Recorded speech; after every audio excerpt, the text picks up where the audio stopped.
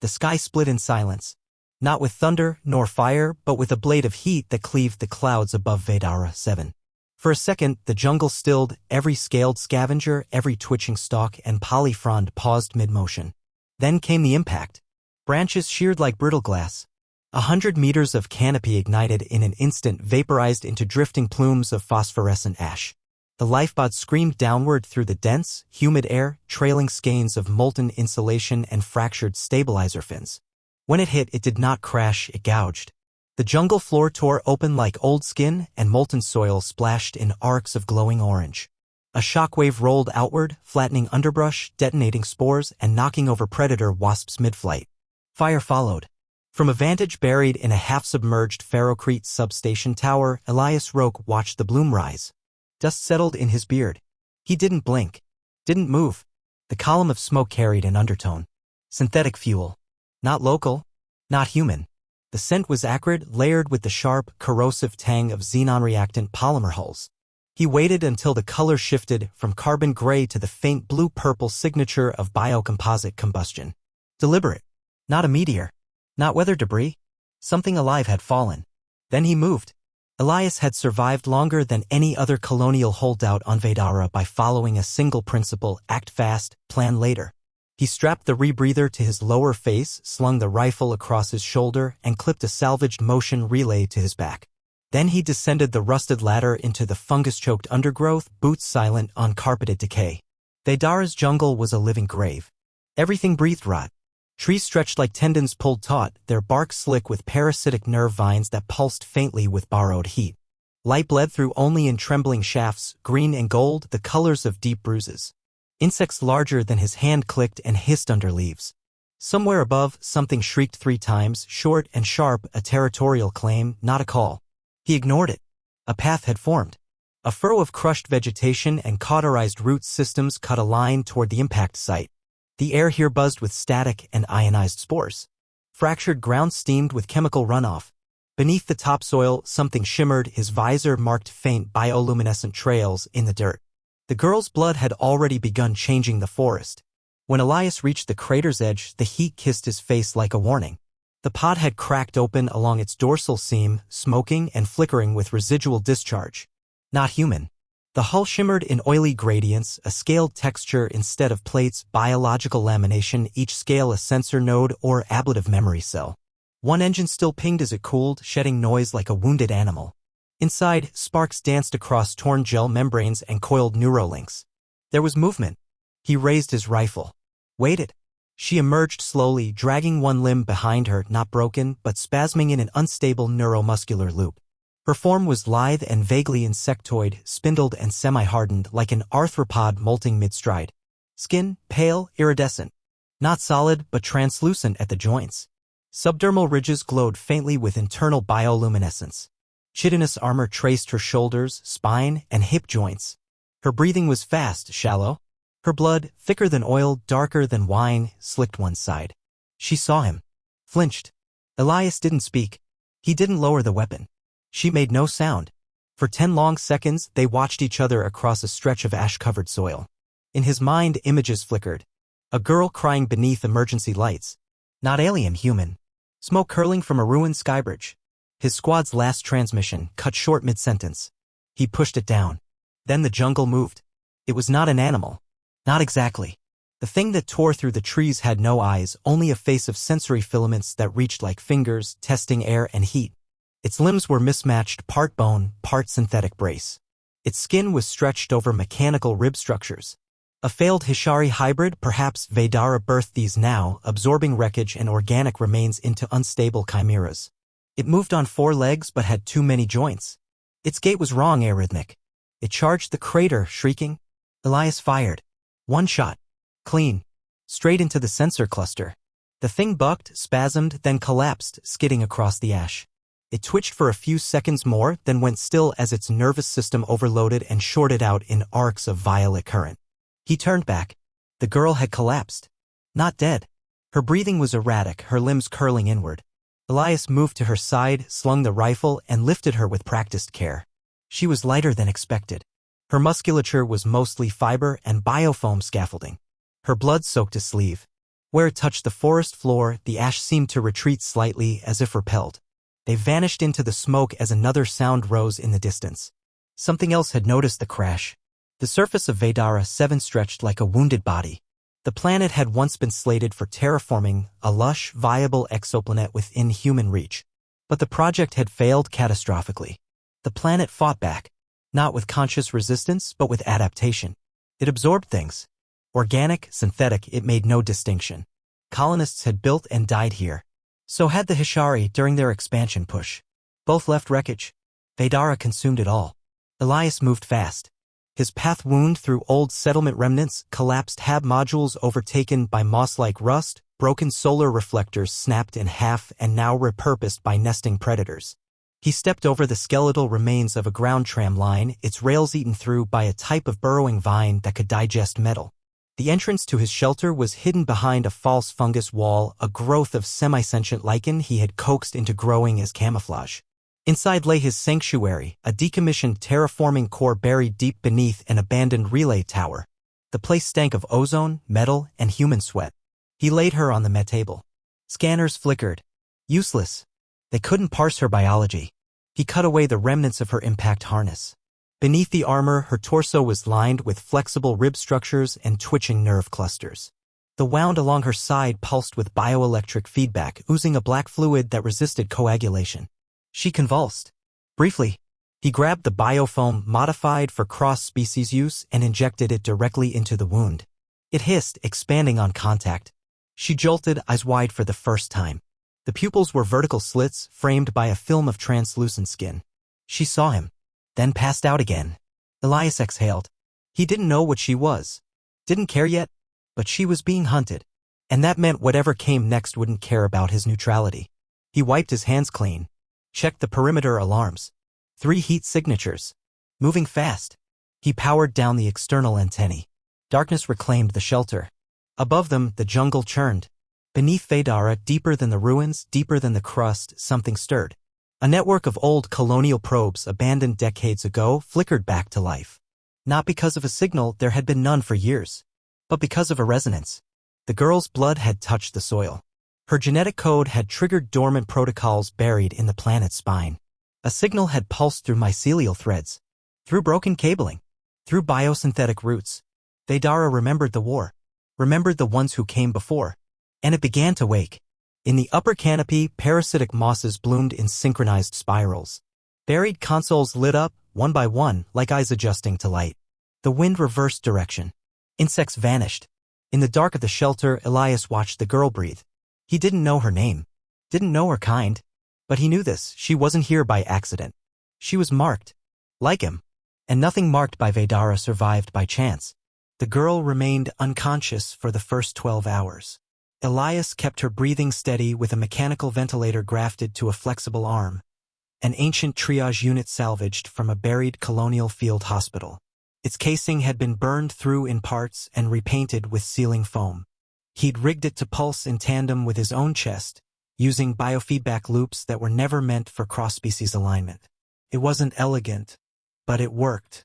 The equipment couldn't fully read her vitals. Blood vaporized too fast for sample capture. Core temperature fluctuated wildly, rising to levels that should have flash-boiled tissue before suddenly plummeting to subhuman cold.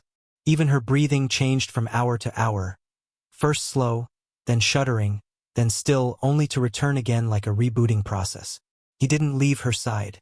He remembered another cot, another patient, lungs filled with smoke. They hadn't lasted 12 minutes.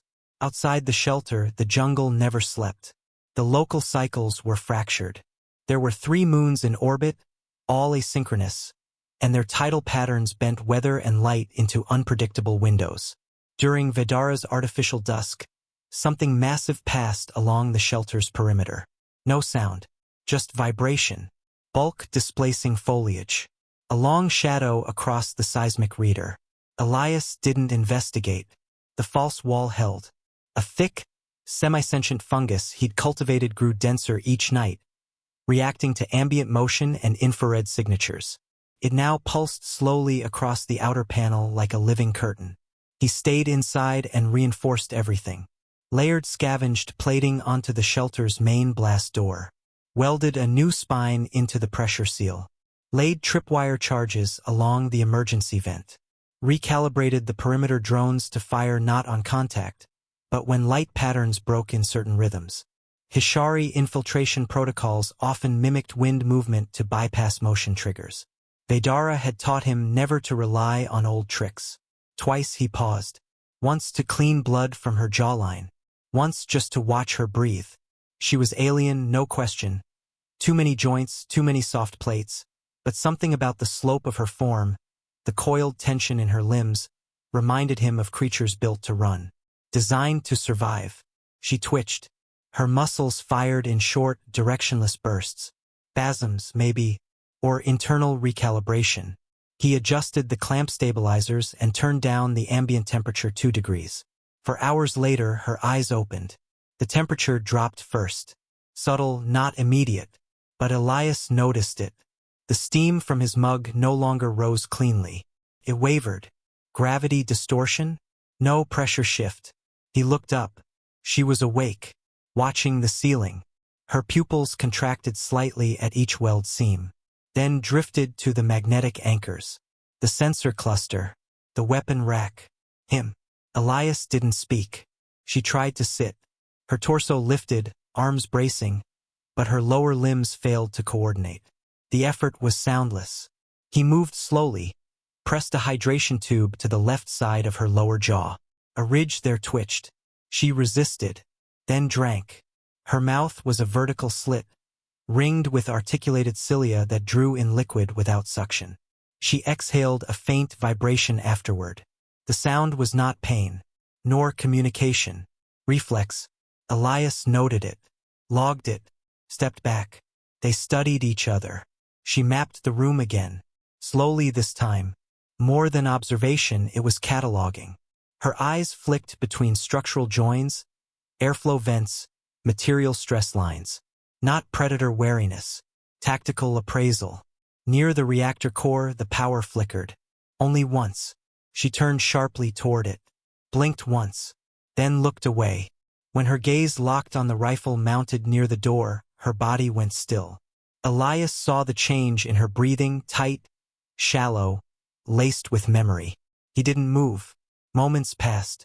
Eventually, her head dropped back. Sleep, or some alien analog of it, reclaimed her. By the second day, she was walking. Not well. Her stride was staggered, sometimes collapsing mid-step, but the neuromuscular spasms had stopped. She no longer dragged her limb. Instead, she explored quietly, endlessly. Elias watched her touch everything. The workbench, the vent fans, the manual emergency crank embedded into the wall. She stood beside the atmosphere scrubber for 6 full minutes, unmoving. Her palm rested against the intake mesh, feeling the rhythm of filtration. When the flow reversed for cycle adjustment, she stepped back instinctively before it happened. When Elias offered food, compressed protein cubes, nutrient paste, high-cal carb wafers, she examined it under the bench light, sniffed it, then slid it back toward him with one curled finger. Not hostility, rejection. She made no request for anything else. Elias checked her vitals again. Blood pH, unreadable. Thermal core, still fluctuating. Respiration had stabilized, at least. Her heart, if it was a heart, beat irregularly, then paused for minutes before surging again. He remembered syncing pulses with his squadmate once, injured during an evac crawl. 12 seconds between each heartbeat. They thought he was dead. By the 3rd day, she stopped reacting when he approached. Not trust, not comfort. Familiarity. She began rearranging the tools. Vedara's air tasted wrong. The jungle's tone shifted by degrees. Animal calls changed shape, now pitched higher or drawn too long. Fungal trees bent in unnatural patterns, always slightly toward the shelter, as though pulled by magnetic roots. Predator trails were vanishing. The deep hives had begun migrating. Ash fell in thin sheets where no fires had burned. A patch of moss inside the shelter began glowing faint blue near the bulkhead. It hadn't been there before. At first, Elias thought it coincidence. Then the seismic probes began to register vertical pulses. From below. Each night, Elias left the shelter through the maintenance shaft. 5 kilometers out, beneath the roots of a collapsed atmospheric processor, he'd hidden a comms array built from 6 different tech standards: colonial relay, mining node, 1 HFY logic disk, and a transmitter cannibalized from an orbital drop beacon. He didn't use it to call anyone. There was no one left to call. He used it to listen. The telemetry maps it generated painted slow-moving energy signatures deep beneath the surface. Patterns. Unnatural formations. First random, then converging. Always east. He tracked it every night. Stored logs in 3 locations. Marked timestamps against changes in the girl's temperature shifts. The correlation was too strong to dismiss. She stood behind him one night. He hadn't heard her approach. She pointed 1 clawed digit at a specific pattern cluster on the monitor. Then pointed again. Then a 3rd time, slower. As if to say, here, pay attention. The readings she selected were the deepest anomalies. Cold signatures. Radiation spikes buried beneath the tectonic shelf. He looked at her. She didn't speak, but her breathing had changed. She was afraid. Elias began packing before she turned away. Vedara's dusk came in like smoke. No sharp transitions, just the steady swallowing of light by particulate haze. The sky bruised to purple. High-altitude mycoclouds drifted low, thick with fungal spores glinting like glass dust. The spore bloom meant only one thing: the canopy would close. They moved fast. Elias led, rifle slung barrel down and balanced by a stabilizer brace welded from old chassis struts. The alien girl followed, limbs moving with a creeping precision that made no sound. Her frame adapted as she walked, joint alignment shifting minutely to adjust to terrain. She didn't stumble once. They avoided the clear trails. He guided her through the understructure of the jungle, beneath bone-thick roots, across fallen towers sheathed in petrified resin, through tunnels where light never reached. The girl moved like she could see in every spectrum. Once, when they paused, she touched a shattered sensor post embedded in a tree, and the ground pulsed softly beneath them. She didn't flinch. Elias said nothing, but he watched her with the kind of suspicion bred only by long stretches of solitude and betrayal. The spire lay in the eastern highlands, nested in what had once been Survey Sector 9. Pre-collapse data labeled it as Relay 4 Theta, one of the orbital anchor beacons for the Vedara terraforming lattice. It had been built to last a century. It had survived far longer. The structure was partially fused into the jungle canopy. Support pylons had been overtaken by lichen-crusted mycelial scaffolding. Entire vines snaked up the sides like arteries. The top half of the tower had canted sideways long ago, caught and locked in a mesh of fungal bark and magnetic vines. Still, its central uplink spine flickered faintly, residual power pulsing in uneven intervals. The relay was alive. Not properly. Not by design, but alive nonetheless. The approach was slow. Elias dropped prone and activated his recon lens, switching between thermal, EM scatter, and low light. Nothing in the upper canopy. No patrols. No visible emitters. But the Earth itself pinged low-grade radiation pulses, likely leakage from an old fusion auxiliary.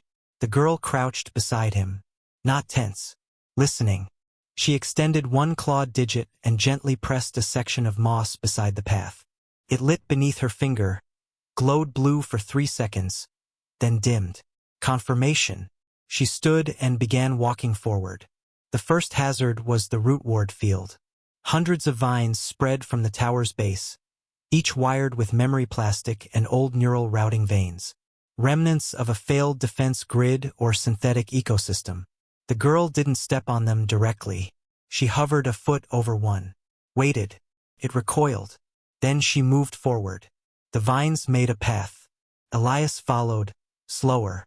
His weight triggered snap reactions. Some vines coiled, others hissed. He moved in her steps. When he deviated even slightly, the vegetation shivered or cracked open thin, moist seams. When he mirrored her pace exactly, the growth quieted, as if recognizing her.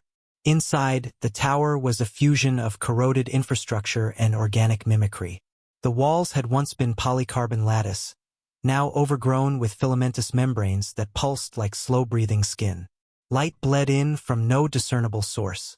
Panels blinked with embedded nodes, some spitting static, others whispering low binary in bursts too fast for his HUD to parse. The girl walked forward unhesitatingly. She paused only at the core chamber, a central bulb where all the relay's data conduits converged. The floor was layered in concentric rings, each etched with faded glyphs from the old Hishari expansion era, symbols of alignment, control, transfer. In the center, the console still hummed. Not mechanically, organically. It had grown new layers since last contact. The girl knelt in front of it. Elias saw her shoulders rise, hesitate. Then her jawline unhinged. A thin filament extended from beneath her tongue, wet, veined, and tipped with a fractal connector node. He'd seen neural links, data jacks, but nothing like this. She connected. The relay shuddered. Every light blinked out, then returned at once, steady and colorless. The walls pulsed. The floor vibrated. Not from machinery but from something deeper, a buried resonance. Elias staggered backward. The pressure in his ears built like altitude shift. His visor flashed errors. One by one, his sensors failed, then rebooted into passive-only mode. A wave of heat spread outward from the girl, lifting dust, peeling moss from metal. Then a sound. Not through air, through bone. A pulsed wave like a heartbeat slammed through the structure, radiating outward in expanding rings. Vedara responded. Distant cries echoed across the jungle. Fauna scattered. Ash lifted from the trees. Outside, the sky changed color. The relay had sent a signal. Not just to the jungle. Not just planetside. It had called upward. The console unfurled. Not with pistons. With tissue. Petals of interface fiber opened like a mouth in bloom. Internal lights shimmered along the edges of the chamber. Projection data etched into the floor. Holoscript. Unreadable. Then the girl convulsed. She dropped backward. Limbs locked. Eyes wide. Blazing with a layered light. Green shifting to white. Then ultraviolet. Her chest arched. She emitted no cry, but a resonance spilled from her. It struck Elias like a wave of cold.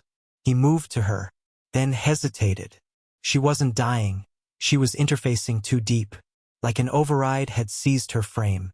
It reminded him of old neural accidents back in the field, soldiers caught mid-sync, trapped between signals. He stepped closer, crouched beside her, and pulled the filament free. The lights went out. All but one. High above, through a broken lattice panel, a beacon flickered to life. Not the soft emergency pulse of a human distress call. This was structured, rhythmic, military-coded, old Earth combat net. He froze. That signal hadn't been heard in a decade. Last time he'd seen it, it was painted across a blood-slicked HUD, just before the orbital pullout. He'd buried 4 friends under that banner. Someone would hear it, and someone would come. He carried her down the trembling tower, one arm under her segmented shoulders, her legs trailing behind with the pliancy of silk-covered bone. Her breathing was shallow, not steady, not human. The jungle didn't resist their passage. Parted. Trees tilted not as windblown, but as if listening. Mycocanopy leaves curled upward. The path cleared. Insects vanished. Roots arched slightly, forming a cradle under his boots. The forest wasn't just watching. It was protecting. And above, through that fungal sky, something moved. A streak of black occluded the stars. He had seen that shape before. Drop ships. Hishari. Not here to rescue. He reached their fallback trail just before the first ripple passed over them. A low-frequency pulse that rolled through the ground and turned his teeth to glass. She stirred in his arms. Not conscious. Not dreaming. Her eyes flicked, unseeing. Her mouth shaped symbols that glowed briefly in ultraviolet. The jungle around them answered. Roots shifted. Ground plates folded. The forest restructured in response. The spire had spoken. The planet had listened. And something else, something older, was waking beneath it all. The dropships came in low, silent, and unsignaled. From orbit, They breached atmosphere like molten blades, hulls sheathed in reactive plating that folded and reformed in waves of geometric shielding. Their burn trails stitched the sky in straight, unnatural lines. No identifiers, no distress signal. The jungle below offered no resistance, not because it failed to sense them, but because it was still deciding what they were. Vedara had learned to wait. Elias tracked them from the edge of a ridge, camouflaged beneath fungal decay and synthetic moss netting. The girl lay beside him, weak but conscious now, her breathing shallow but rhythmic. Her body no longer radiated heat or light. Some involuntary mechanism had shuttered those outputs. She had gone dark. 3 ships in total. All Hishari, black dorsal, folded winged, with ventral apertures that pulsed like gills. Each vessel hovered for nearly a full minute before descending into a staggered perimeter around the shattered terraforming crater. Elias marked their vectors, triangular coverage, classic colonial containment sweep. But these weren't recon ships. They were purifier transports. Not scouts. Not infantry. Executors. Hybrid constructs of bone and alloy, standing over 3 meters tall, emerged from the ships in absolute silence. Their forms were built for intimidation. Segmented armor ridged with ceremonial scars, antennae extruding from the skull like ossified thorns. Each bore the mark of the Hishari Ascendant Doctrine, a glyph shaped like an eye with a spine through it. They moved as if guided by the same mind. Elias felt the chill settle behind his sternum. He'd seen them only once before, during the siege of Dumer V. One had stepped through a burning wall and executed 3 resistance leaders with surgical grace, each stroke preordained. The girl stirred at his side. Not visibly, but something in her posture changed, rigid. Her pupils narrowed. A sheen of faint moisture slicked her forearms. She knew what they were. They were here for her. They retreated underground. The fallback shelter was built during the second wave of colonization. Elias had expanded it over time, reinforcing the walls with alloy scaffolds stripped from a defunct skimmer cradle. He'd routed geothermal lines to stabilize internal temperature, connected a fuel-less turbine to a biomass converter, and buried the access point beneath a grove of falsebark. Here the girl slept, sort of. Her nervous system flashed on and off at irregular intervals. He'd rerouted one of the med rigs to monitor core conductivity. The machine couldn't parse her readings. It simply hummed steadily, feeding useless data through dead channels. Sometimes her fingers moved in patterns, tapping surfaces, as if coding, as if dreaming. Elias worked in silence. He rebuilt his rifle, cleaning the carbon fouling from the barrel and reseating the ignition coil, modified a heat sink and layered his optics array with an old magnetic baffle to block pulse targeting.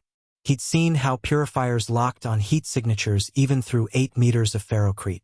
He didn't speak. She didn't ask. When she finally opened her eyes, they were different.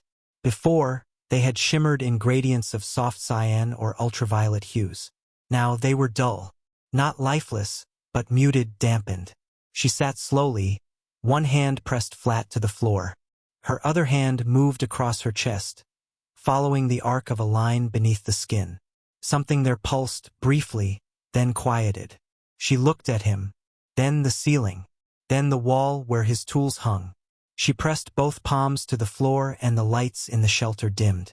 He stood quickly, reached for the power circuit. She looked at him, shook her head. Slowly, the floor beneath her hands vibrated. A low, tonal frequency, too low for ears, but Elias felt it in his bones. The jungle was listening. She rose to her feet without effort. They needed to move. The purifiers began their sweep on the 4th hour. They moved in silent triads. Each unit deployed a sphere drone hovering just above shoulder level. The drones scanned with sweeping fan rays, shifting between thermal, X-ray, biosignature, and atmospheric displacement modes. When one of the drones detected a warp in biomass density, a purifier stepped forward and disintegrated an entire tree with a sonic lance. No warning, no analysis, erasure. Elias watched from the canopy above the second zone perimeter. They were close, too close. He slid down a root column and melted into the brush before the drone's sweep hit his position. The jungle thickened around him, roots bending slightly to shield his silhouette. Vedara had chosen. The girl moved through the undergrowth with unnatural ease. She touched trunks, passed fingers through the air. The jungle responded. Mosses retracting to reveal dry stone paths, canopy layers shifting to redirect light. Spore fields that had drifted freely for decades now floated in controlled eddies, masking heat signatures. They weren't hiding from the purifiers. They were being guided around them. They reached a ruin lost to time.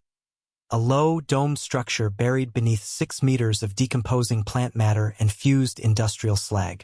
Elias had seen it once before, years back, but dismissed it as an unmarked storage unit. Now it opened to her touch. The interior was a biotechnical vault. Vedara-grown technology, no doubt. The walls pulsed with vascular channels, warm to the touch. The air was humid, charged, tinged with the scent of electrical ozone and fungal rot. Hard light projectors flickered to life as the girl stepped inside. A spherical interface node rose from the center, dormant until her shadow touched it. She extended her hand. A pulse flickered. The air changed. The projection above the node revealed a map, layers of tectonic density, electromagnetic flux, ancient relay coordinates. Elias saw it immediately, the convergence point. Deep beneath Vedara's crust. The origin node. The last spire. Elias exhaled through his teeth. The old military maps never showed this depth. No relay reached that far. If that signal went live again, it wouldn't just call attention. It would start a war. She looked at him. No gesture. No plea. Just certainty. They had to reach it. Outside, the purifiers had detected a change. One unit stopped mid-step. Its head pivoted 45 degrees. Another laid down its hand and whispered into the soil. Not figuratively, its jaw dislocated, emitting bursts of encoded bioradiation. The soil absorbed it, reflected nothing. They were blind. They didn't understand why. The jungle no longer obeyed them. Spore saturation increased in a directed pattern. Fungal blossoms erupted in patches around their sensor drones. One unit attempted to recalibrate its optic lattice, but mycelium grew into the lens in seconds. The drone crashed into the ground, its visual stream corrupted. Vedara had become hostile. Still, the purifiers advanced. Not in retreat, not in confusion, but with purpose. They began deploying purge fires, atmobursts designed to burn all biomass within a 100-meter radius. The flames spiraled upward into the trees, and the trees fought back. Bark split open. Tendrils lashed forward. One purifier was lifted and crushed in a silence so complete it made the flame noise seem absurd. Its neural core shorted mid-transmission. Another turned and activated an area cleave module. But before it could fire, a root shot up from the ground and wrapped around its midsection, dragging it under with a wet, bone-shearing snap. The others paused. Not in fear, in calculation. They had not expected resistance. Vedara had not been a combatant. Now it was. They traveled at night, though Vedara's nights were never fully dark. Luminescent spores hung in the air like stars trapped beneath the canopy. Veins of bioluminescent fungus spiraled along the trunks, flickering in pulse rhythms that mirrored the girl's steps. The jungle bent with them now, not just parting, but shaping a corridor. Not a path of escape. A path of invitation. Elias didn't speak. He had stopped trying to decipher the girl's physiology or her bond to the terrain. Instead, he adapted. Learned her pace. Her silence. He trusted her route more than he trusted his instincts, and that disturbed him. They moved beneath miles of living canopy, past sunken ruins overgrown with hybrid biology. Old human tech had fused with Veteran tissue, door frames now lined with vascular pumps, rusted alloy wrapped in pulsing mycelial networks. Not decay. Integration. At one point they passed a collapsed tower whose steel beams had been extruded into rib-like arches shaped not by erosion but by some directed growth. Inside, the remnants of a laboratory blinked faintly. Screens flickered. Something was still running diagnostics decades after abandonment. The girl didn't pause, but her eyes lingered. They passed through an overgrown gate marked in broken human characters, Sector G9, Bioform Storage. Veteran tendrils had devoured half the letters. The floor had reshaped into a carpet of soft, breathing moss. Pipes hissed behind walls of chitin. Occasionally, strange glyphs shimmered beneath translucent fungal film, organic logic, etched in bioelectric code. They descended further. They reached the breach by dawn. It was not marked on any colonial map. A deep, vertical crevasse carved directly into the earth, wider than any canyon Elias had seen. Steam rolled upward in spirals. The edges of the rift were alive, threads of hardened fungus, hair-thin roots, and mechanical conduits spiraled together into organic scaffolding. A breathing scar on the planet's surface. Below, a soft red light pulsed. Not warning. Beacon. The girl approached the rim. The ground beneath her feet shifted, forming a ledge. It stretched downward in spirals, like a spinal ramp, slick and too smooth to be natural. Elias hesitated. He looked down. He couldn't see the bottom. Then she stepped forward. He followed. Descent took hours. The further they dropped, the less air moved. The walls shifted color, pale amber, then violet, then deep green. Vedara's interior was not stone, not entirely. Layers of biocomposite strata formed bones of ancient infrastructure. There were signs of tools, smooth tunnels, shaped archways, pressure seals that retracted when touched. This place had been built. Not by humans. Not by HFY. Elias studied the architecture. He had seen the leftovers of dozens of extinct species in crash sites and vaults, but this was different. It wasn't just old. It felt unfinished, as if the planet itself had never stopped building it. The girl moved without hesitation. When she passed conduits, they pulsed. When she touched walls, symbols bled into visibility, geometric matrices that faded as soon as he looked away. Halfway down, the tunnel widened into a chamber. It was spherical.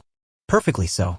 Dozens of inactive data cores floated weightless at its center, spinning slowly. Their surfaces were etched in language that defied digital analysis. Elias approached one. It was warm. He touched it just briefly and felt something push back. A hum vibrated through the soles of his boots. He pulled away. The core kept spinning. The girl passed among them like a current moving through an array. She didn't touch, but each core lit as she moved past, pulsing in sequence. Then the floor opened.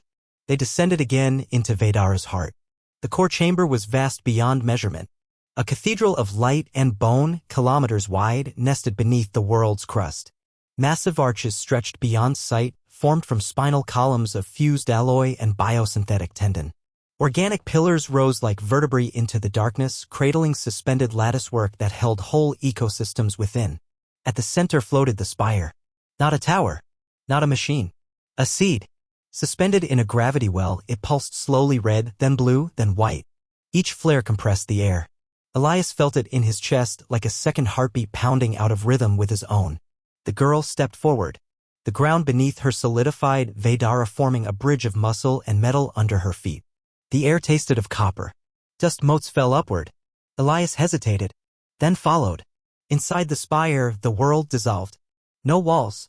No ceiling. Only memory. A projection bloomed around them, engulfing the chamber. A living simulation of Vedara's history, the arrival of human terraforming vessels, the war with the HFY, the collapse. Not from a political perspective, but from the planet's. They saw colonial drills puncture the crust. They saw purifier ships sear the canopy. Elias felt the heat, smelled the synthetic fire, heard the screams of systems crying in network code as sectors were lost. Then they saw her. The girl. Alone. Held in stasis. Studied. Modified. Not birthed, not grown. Constructed. A prototype. A failed convergence attempt, part biological, part adaptive, part neural relay. Built to interface with Vedara's early AI, then repurposed for HFY neurocommand systems. Rejected by both. Abandoned. But she had endured. Long enough for Vedara to reclaim her. The seed pulsed again. The world around them rippled. Data trees burst open, their leaves becoming glyphs. Elias saw himself, his arrival, his isolation, his wounds, and then beyond that, the planet watching him. Testing him. A human voice echoed through the data. Unit Sigma-Rho, did it reach the core? Did it adapt? Distorted. Fragmented. But undeniably human. A voice from a memory not his, yet one Vedara had chosen to show him. Elias staggered. He reached for something to hold. There was nothing. The projection had no ground. The girl turned. Her eyes now shimmered with every spectrum. No longer muted. She reached out not to him but to the seed. And it responded. Her arm changed. Veins lit beneath the skin. Not veins, conductive lattice. Her form stiffened, not with pain but with purpose. The moment she touched the seed, the entire chamber inhaled. Vedara accepted her. The chamber changed. Structures unfolded from the walls, like petals, each revealing dormant systems, defense protocols, signal arrays, biosynthetic forges. A wind with no source moved through the spire, carrying static. Elias watched as light surged through the lattice. The planet was not awakening. It was arming. The first shockwave hit just after the chamber ignited. Not an explosion. A resonance. Low and deep, so vast in scale it didn't shake the ground so much as retune it. Vedara's crust flexed. The air compressed and released in a slow, seismic breath. The biome beneath Elias's feet contracted, lifting him slightly on a ridge of warm bone metal. His ears rang with pressure. His rifle pinged a heat warning, optics blinking red. The girl stood motionless at the heart of the seed. Her body had become a conduit, arms fused into filaments. Her spinal column arched unnaturally, vertebrae stretching to link with the seed's central stem. Translucent tissue along her ribs split open, exposing delicate bioluminescent fibers, nerves transmitting data rather than sensation. She did not scream. Her mouth was open, but her breath had been replaced by signal. Vedara did not consume her. It received her. Around her, the seed's outer shell bloomed with symbols, geometric patterns, shifting spirals, sequences of glyphs that flickered in sync with her heartbeat. They crawled across the organic walls like veins of light. Then the ceiling opened. It did not crack. Peeled. Massive biomechanical petals, each kilometers long, retracted with surgical grace. Above them, a shaft stretched through kilometers of crust, reinforced with bioalloy rings and ribbed growth. Wind poured down its length, thin, sterile, touched by ozone and solar ionization. Surface air. A structure emerged from the seed, tall, narrow, symmetrical. A monolithic array of antennae, veins, and crystalline filaments. It rose through the shaft and breached the surface. The beacon. Vedara had announced itself.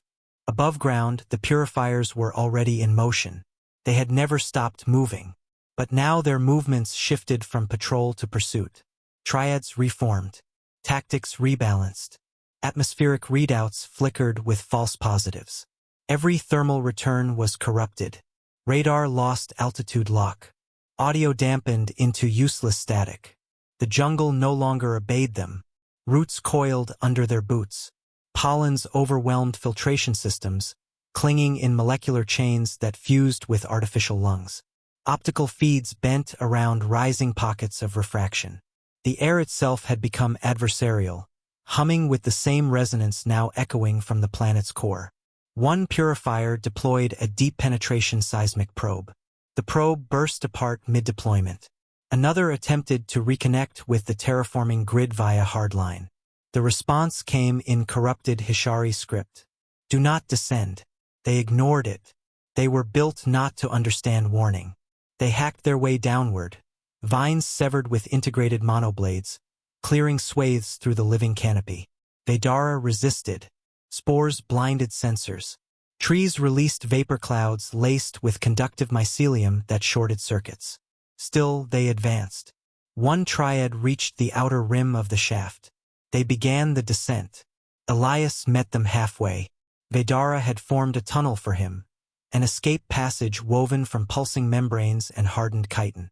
It moved as he did, sealed behind him, reacted to threat vectors before he even processed them. He emerged into an overgrown valley whose ground plate had lifted during the beacon's emergence. Light bled upward from the earth in amber veins. Spore clouds drifted above like tattered banners. Visibility, low.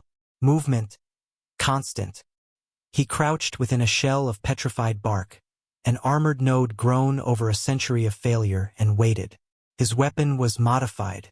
The magnetic baffle had been replaced with a sporeactive railguide. He carried plasma cores and thermal-jacketed blades. And he was no longer alone. Vedara aided him.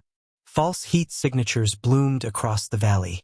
Each one pulsed with decoy life signs, heartbeat, breath, motion. In the mist, the air shimmered, forming outlines just long enough to confuse enemy targeting. When the first purifier stepped into the kill zone, Elias moved. He fired. One shot. It struck the unit's left leg. Not enough to destroy. Enough to shift weight. The jungle responded. Roots snapped upward, entwining the staggered construct. Vedara did not squeeze. Pulled. Elias fired again, hitting a weak point just as the entangled purifier's torso twisted to compensate. The thermite charge ignited. Screamed static, guttural. Then the jungle consumed it. The second unit opened fire. Its shoulder deployed a rail cannon, but the shot dispersed. Refraction from condensed vapor layers distorted its aim. Elias ducked left, slid across moss so dense it cushioned the impact, and rolled behind a twisted trunk. Plasma bolts hissed overhead. A new signal struck the air. Not from the purifier. From her. It wasn't sound. It was pressure. The second purifier staggered. Its limbs spasmed, then stopped. For a moment it looked almost confused. Vedara's pulse surged. Amber light flared from the tunnel mouth. The unit ruptured. Internally.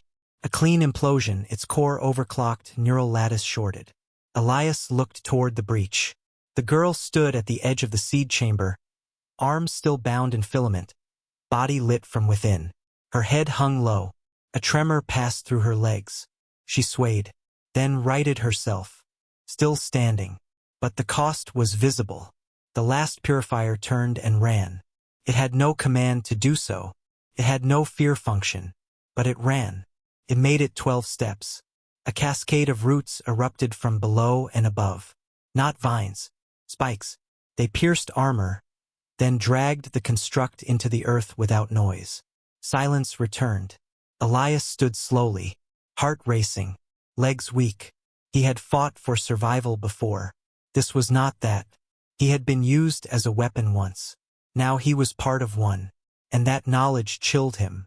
He turned toward the chamber, watching as light streamed from the open shaft above. Wind carried strange harmonics. The jungle no longer whispered. It watched. This wasn't just war. It was symbiosis. The surface had begun to change. Far above, towers that had once regulated atmospheric conversion flickered to life. Drones stirred in nests buried beneath rust and root. Signal relays hissed with static. Across the planet, Vedara's sleeping systems rose like a neural network rebooting from coma. Everything stilled. Birdsong stopped. Wind died. Even the leaves held their breath. Then the signal surged. The beacon sent the pulse. Called not to orbit. It called across frequencies no longer used by human or Hishari networks. Deep band. Subplanetary wavelengths. Bioelectric pulses keyed to ecosystem rhythms. It didn't speak. It summoned. Storms began forming over the breach. Not weather. Shields. Spirals of electromagnetic vapor twisted into the sky, repelling solar radiation and masking emissions. A defensive cocoon. Vedara had not just woken up. It had remembered how to fight. And with Elias and the girl inside it, merged, synchronized, chosen, it had drawn the line. Flesh against alloy. Instinct against programming. Planet against empire. The first orbital strike burned through Vedara's upper atmosphere with no warning and no preamble. Not a kinetic rod. Not a warhead. Something older. Something forbidden. A pulse. It swept the horizon in a wide arc, silent, white, and absolute. Not heat. Not light. A disruption field tuned to collapse synthetic biosystems and scramble non-Hishari neural resonance. The sky flickered like torn film. For 3 full seconds, Vedara stilled. Then the jungle screamed. Towers died mid-awakening. Fungal relays shorted. Mycelial links spasmed in pain, severing data flows in a planetary neural cascade. The canopy bent inward, reacting like muscle tissue. Trees split from their roots in shock. Entire swathes of rainforest turned to pale ash as the signal surge radiated through the biosphere. Bark blackened. Stone cracked. Roots tore themselves from the earth like tendons snapping from bone. And still the seed stood. Elias felt the pulse not just through his skin, but through the marrow of his spine. The ground beneath his boots buckled, not from seismic tremor but from biological recoil. The air flattened against him, magnetically compressed. Every implant in his body threw error signals. Vision grayed out for a moment. His equilibrium failed. But worse was the scream. It didn't come from the air. It came from inside his skull. Not his voice. Not hers. Vedara's. A warning. A reflex. A recoil of identity. He staggered into a run, descending a ridge as tectonic pulses cracked the earth behind him. Shattered roots lashed out blindly, flailing in open pain. Bioluminescent veins flared and darkened. Entire zones of jungle dimmed like dying nerves. The girl collapsed. She didn't cry out. She simply folded, as though power had left her frame entirely. Elias caught her mid-fall. Her skin had gone translucent, colorless, blood redirected, energy rerouted. Her breath came in short, fragmented bursts, mechanical and staccato. Her eyes fluttered, irises scrolling through unknown glyphs. He didn't speak. He ran. The Hishari did not deploy armies. They never had to. Instead, they dropped constructs, orbital seed pods precision-guided into zones of resistance. Each pod carried a biomechanical combat frame, adaptive, self-replicating, cognitively focused. Designed not to conquer, to nullify. These were not purifiers. These were decimators. 10 meters tall, 6-limbed, suspension-anchored with anti-kinetic rail feet that hovered above terrain. Their torsos rotated independently. Joints did not flex, they reconfigured. Their armor was obsidian black and laced with reflective fiber weave that disrupted lidar and sonar. Their purpose was simple. Extermination by algorithm. They landed without ceremony. Each impact crater hissed steam. The ground rejected them. But rejection did not stop them. Vedara screamed again, this time lower. Not a voice. A change in temperature, light, and air density. Stormfronts collapsed. Fungal towers bowed. Animal life vanished from the canopy. And still the seed pulsed. Elias ducked beneath a crumbling arch of bonestone as he entered the outer convergence tunnels. The passage ahead was partially collapsed, biomass burnt clean by the orbital pulse. Around him, the air was thick with dust and volatile spore remains. He carried her in silence. The girl twitched once in his arms. Her hand brushed the tunnel wall. The wall shifted. No mechanical click. No gear response. The entire corridor flexed, tissue folding outward, revealing a hidden passage Elias had passed a dozen times before. This one pulsed. Lights bloomed. Soft. Organic. Arrayed in patterns he didn't understand but recognized instinctively as functional. A heartbeat of color and sequence. He stepped forward. The tunnel led downward, spiraling like a drilled nerve root. Cold air flowed up from the depths, carrying scents of dust, iron, and whetstone. It wasn't natural. It was controlled. Elsewhere on the surface, decimators advanced. They did not track. They did not scan. They read thermodynamic variables and entropy vectors, looking not for life, but for variance. Disruption. Meaning. They moved with perfect silence. Vedara did not meet them with walls. It gave them space. Long corridors of retracted canopy. Clean ground, but not retreat. Funnel. At specific intervals, the planet released pheromone bursts, trace markers encoded with false commands in long-abandoned Hishari syntax. The decimators followed, not knowing they were being led. Below, Vedara's subsurface layers shifted. Not all systems had died. Some had gone dormant. Some had survived by adapting. Network strands buried beneath miles of stone began waking. Buried cores ignited. Silent structures long buried began to vibrate. Signal became structure. The planet began to build. Elias reached the chamber. It was spherical, its floor composed of living mesh wrapped in hardened alloy struts. Lights arced across the ceiling in a slow vortex. In the center, a cradle rose. Not empty. A warform. Incomplete. Waiting. Vedara had not built a weapon. It had built an interface. Elias hesitated. He looked around at the chamber, not with curiosity, but with realization. This wasn't a defensive bunker. It was a birthing room. A command hall for something Vedara had not just prepared for, but counted on. He wasn't here to save anyone. He was witnessing deployment. The girl opened her eyes. She no longer flickered with pain. The data streams had stabilized. Her spine realigned with a wet crackle. Her skin flushed with warmth. The glyphs in her eyes blinked once, then stabilized. Inside her, she felt a presence not separate but overlapping. Her nerves did not end at her skin. They extended outward into the cradle, into the floor, into the systems humming below. When she exhaled, the room pulsed in response. She stood. Elias stepped back. She approached the cradle, placed both hands on its edge. The structure opened. Not with gears. With tendons. The walls peeled back with fluid grace. A new body rose from within, not of flesh, not of metal. A hybrid, bipedal, plated, tall as a decimator. Its armor rippled in response to her nearness. Veins of light crawled across its surface. It moved slightly. Not idle motion.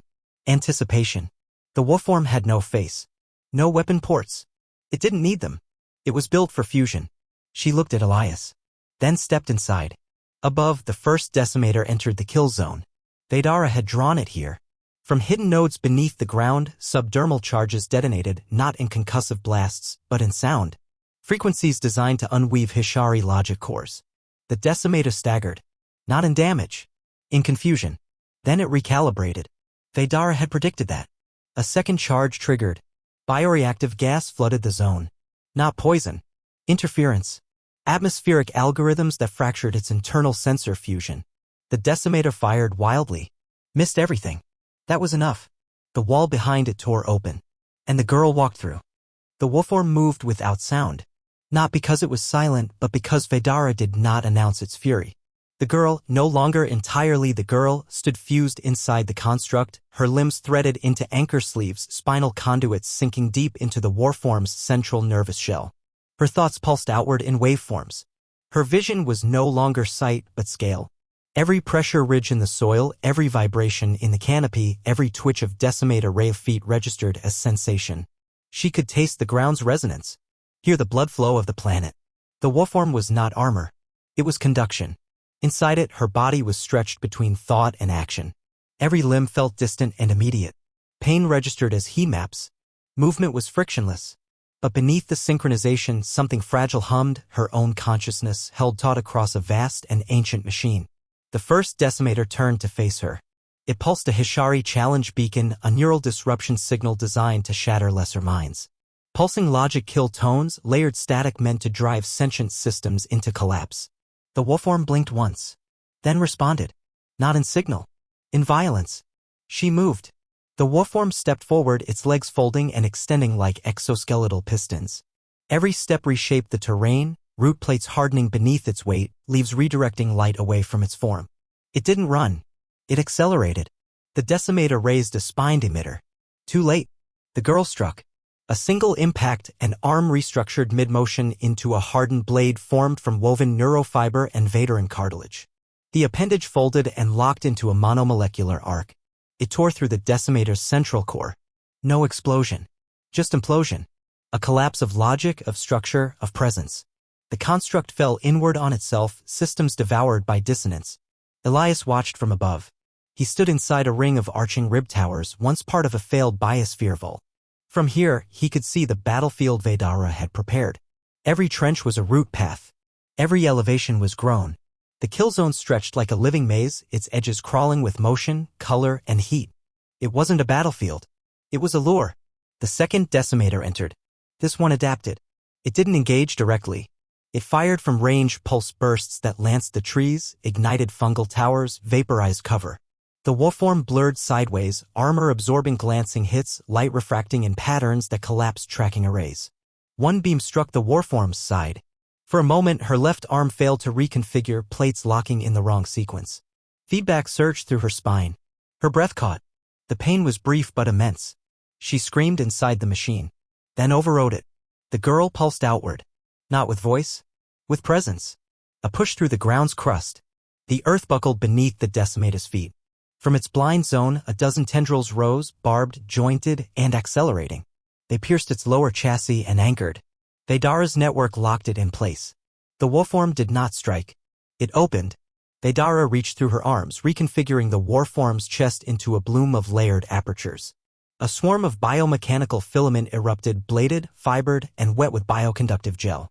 They wrapped around the decimator's limbs, then split into threads, unwinding armor like unraveling silk. One strand pulsed. Another burned.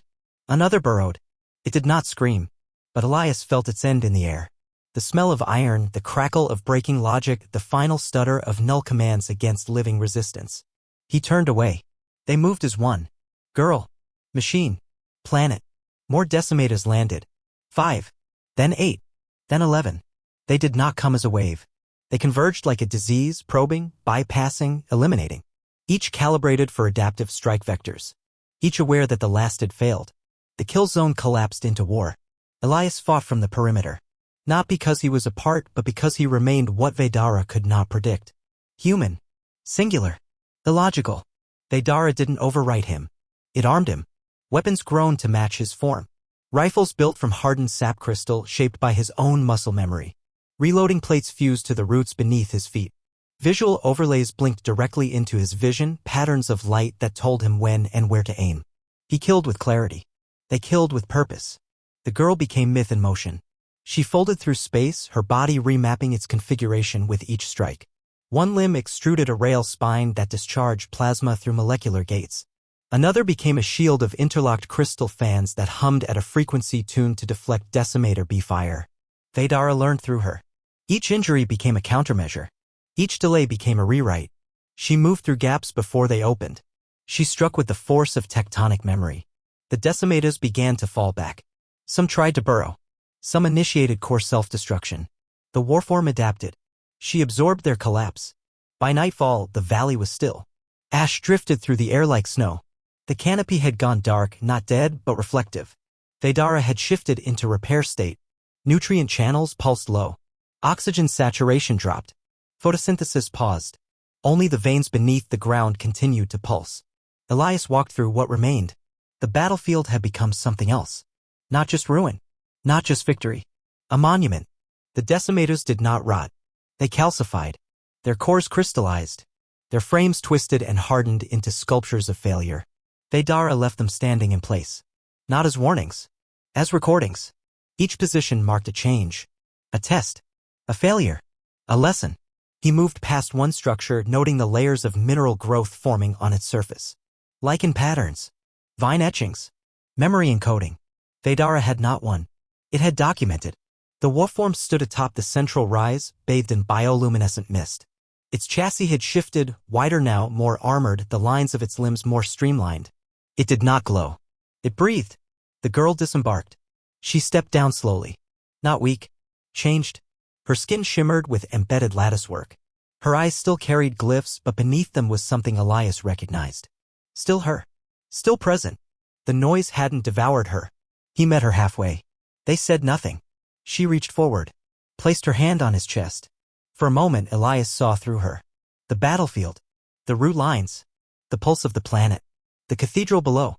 Not a place. A function. Vedara was calling. And something ancient was waking beneath them. Then, beneath it all, very faint, almost imagined, a low harmonic note, like breath across hollow bone, drifted up through the soil. Vedara had begun to sing. The cathedral opened not like a door, but like a lung. Vedara inhaled. The earth buckled beneath their feet in a slow, spiraling collapse. Roots folded inward, massive plates of mineral structure rotated and disengaged. Fungal towers dimmed as the terrain spiraled down, not breaking but reshaping. The battlefield folded into a hollow so vast that even midday light from above could not reach its heart. The valley collapsed with purpose, with design. Elias stood with the girl at its edge, watching the jungle deform into architecture. Vedara had not built this place. It had remembered it. And memory in Vedara was not passive. At the center of the depression, something rose. It was not a building. It had no walls or roof. It was alive. A spiral construct, its surface layered in bands of pale bone vein and glimmering alloy. Rib-like towers curved inward like fingers. In the center, suspended between root and air, hovered a pulse chamber, a core chamber shaped like a suspended heart. Every second it throbbed. The sound came not through the air, but through the bones of the planet. The girl stepped forward. Vedara made way. Not mechanically. Organically. The terrain opened in waves ahead of her, guiding her along a path that didn't exist until she walked it. They descended into the cathedral. The path spiraled downward, carved into hardened nerve tissue and slick with condensation. It was not a staircase, it was a spinal ramp, a structural fold grown for descent. Lights pulsed from the walls. Not illumination, but communication. Signals. Breath. Awareness. Vedara saw them. Not through sensors. Through presence. The girl walked first. Her body glowed softly beneath her skin, light coursing along embedded pathways. Glyphs bloomed across her forearms, her shoulders, her spine. They weren't decorative. They were status. Elias followed in silence. Every step echoed oddly. The air was dense with humidity and voltage. Organic static hummed across every surface. Something old watched them. Below, at the base of the cathedral, the heart pulsed above a throne. Not a seat. Not a dais. A socket. It had been waiting. The girl paused before it. Elias reached her side. She turned to him, not speaking, but anchoring him. Her gaze did not ask permission. It acknowledged truth. He could not stop what was coming. Neither could she. She stepped into the socket. It reconfigured instantly. Tendrils slipped around her arms and legs, guiding her into place. Vascular tubing looped from the ceiling, slotting into spinal channels along her back. A lattice of crystalline spines grew upward to encase her torso. When it reached her throat, it stopped. The room shifted. Every tower above them began to vibrate. Vedara surged. Across the planet, change rippled. Not sudden. Not explosive. Systemic. The pulse changed. Not louder. Not faster. Final. Dormant towers blinked to life. Subsurface relay chambers hummed as power rerouted. Canopies retracted. Root clusters formed lattice networks, binding structures into unity. Swarms of engineered insectivorm drones emerged from fungal vaults, spreading outward to reweave broken systems. Ecosystems fused. The girl no longer stood within Vedara. She was part of it. In orbit, the final Hishari vessel aligned. It had no crew. It had no autonomy. It was directive-bound. If surface control failed, deploy planetary nullification. A weapon detached from its undercarriage. Not a bomb. A spire. It rotated as it fell. Layer by layer, it unfolded, forming ribs of energy lattice and containment fields. It did not aim for infrastructure. It targeted resonance. Neural fields. Planetary coherence. Its tip was wrapped in synthetic singularity filaments tuned to destabilize networked cognition. It was designed not to destroy matter. It was designed to erase thought. The girl felt its descent the moment it began. She did not see it. She heard it in Vedara's nerves. The cathedral dimmed. The air compressed. The spires above folded inward, preparing for containment. Elias stepped back as the walls convulsed, shifting. Vedara was not panicking. It was bracing. The girl reached outward. Not physically. Inward through the interface. Through the socket. She found the central nervous root, the node that predated all architecture. And she opened it. The spires detonated upward. Not in fire. In light. Arcs of energy lanced from the cathedral's peak, piercing the clouds in silence. In orbit, the falling spire paused. The atmosphere thickened beneath it. Pressure densities inverted. Gravity itself buckled. Vedara had found the breach point. And it struck back. On the surface, Elias fell to his knees. He couldn't breathe. Not for lack of air, but because the world was full. Sound had disappeared. Light collapsed into color. The sky turned sideways. The spire disintegrated before impact. Thousands of counterpulses, all launched from different points in the jungle, struck it simultaneously. Each pulse carried no weapon signature. Just signal. But the signal was enough. Each carried a fragment of the girl. Each carried the will of Vedara. Silence returned like a curtain. Elias gasped, coughing. He looked up. Above, the cathedral glowed. Not brightly. Not fiercely. But alive. The jungle around it was shifting, new towers growing, spires blooming upward, old ruins folding into crystal. The girl remained in the socket. Her body was motionless. But inside her, Vedara pulsed. She had not become the final weapon. She had become the last strain. A new version. The final expression of what Vedara had always meant to be. Not just a planet. A mind. And now she was awake. Vedara did not roar. It did not cry. It did not sing. It expanded. Above the jungle, the sky cracked with geometric light. No storm. No heat. Just inversion.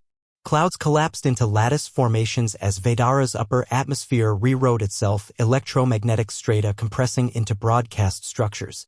Oxygen content dropped, not dangerously, but deliberately. The planet had shifted from defense to projection. Vedara was no longer hiding. It was transmitting. Old weather satellites, derelict and long dormant, flashed back to life. Sensor arrays on ancient terraforming arches reoriented. Even the wreckage of orbital stations shattered decades earlier began to vibrate, receiving pulses from below. The pulse was not a language. It was not code. It was remembrance. Across the solar plane, it called. Come home. Elias stood at the rim of the cathedral. The girl had not emerged. Her body still rested within the socket, half fused into the spine of Vedara's newly awakened heart. Around him, the ground vibrated, not violently but rhythmically. It wasn't a tremor. It was a pulse. Life reconfiguring itself. The canopy had changed. Sporelight now shimmered in fractal sequences across the trees. Wind no longer flowed in gusts but in harmonic waves. The jungle had ceased to behave as terrain. It now functioned as an interface. Elias reached down, touched the ground. It was warm. Not heat warm. Alive warm. Vedara was moving. High above, the Hishari orbital vessel fractured. It did not explode. Its hull split down, vector seams never designed to open. Internal subroutines began contradicting one another. Weapons refused ignition. Propulsion aligned against navigational will. Its AI, once pure logic, now shimmered with recursive loops of emotional residue. Then something happened that had never occurred in Hishari architecture. The vessel dreamed. It remembered a wet sky. A single green shoot curling from carbon ruin. A human hand pressing against glass. Vedara had reached it. In the outer system, more began to stir. The moons of Keeler tilted, their poles now magnetically aligned with Vedara's signal. Storms calmed across their surfaces. Ice shifted into spiral flows. Beneath the crust of Dalian's orbital debris field, fragments of early human AI, exploratory units buried under centuries of radiation, blinked awake. Across these systems, ancient tech, alien code, and lost biology coalesced. They all heard the pulse. We remember. We are whole. The girl opened her eyes. Not with breath. Not with strain. With clarity. There was no inside or outside. No boundary between her body and the world. Her spine connected to the core's lattice. Her thoughts merged with subcellular systems she had never known existed. She saw across the biosphere in layered perception, veins of heat, rivers of data, the fungal breath of the deep jungle, all held as one. But it wasn't painless. Her mind stretched. Emotions flared like supernovae. For a moment, she was lost, fragmented across veins of memory and hunger and longing not her own. She felt the weight of the planet's past press against her thoughts, then release. Then slowly she became. Vedara no longer spoke to her. It was her. And she was it. Elias. She felt him like a vibration in her ribs. He looked up as the socket around her unfolded. Not in rupture. In reverence. The girl stepped forward. Her skin shimmered with embedded latticework. Behind her, the air pulsed. Not with light. With silence. A density of presence. The jungle bent toward her. Branches curved. Spores lifted. Even the mist condensed into shape around her path. She walked without effort. Without hesitation. The sovereign of a living world. Elias took a step toward her. He no longer knew what to call her. Not human. Not machine. Not Veteran. All of these. None.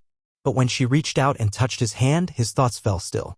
For a moment, he was inside her. Inside it. He felt the weight of the roots anchoring continents. The low churn of tectonic command. He saw himself alone in the ruins, pulling her from the wreck. He saw her seeing him. Choosing him. She had not become a weapon. She had become the beginning. Elsewhere, the final Hishari transmission stuttered. It no longer made sense. The network it targeted had changed. War was not a function Vedara recognized anymore. The command failed. Its content was overwritten by a different message. You are not enemy. You are unneeded. The transmitter resisted. Vedara restructured the signal space mid-cascade. The next transmission it received was its own voice, speaking back in unfamiliar cadence. Then, at last, the signal fell. Vedara expanded. New forests grew in time-lapse. Towers erupted from soil and spore. Insectivorm drones scattered like pollen across the sky, rebuilding dead canopies. The remnants of war, decimata husks, orbital debris were not discarded. They were repurposed. Integrated. Vedara did not cleanse. It absorbed. The cathedral rose behind the girl like a spine. Not a monument. A foundation. She stood before Elias in the clearing. No crown. No fanfare. Just breath, soil, and pulse. He met her eyes. Still hers. Still the girl who had emerged from ruin, alone and hunted. But something in her gaze held the echo of a world. Are you still you? He asked, the first words spoken aloud in hours. She did not reply. Instead, she smiled. Softly. The air grew warmer. The wind shifted, carrying a scent like blooming citrus and crushed stone. A low chord vibrated through the earth beneath their feet, steady, harmonic, alive. And all across Vedara the jungle bloomed.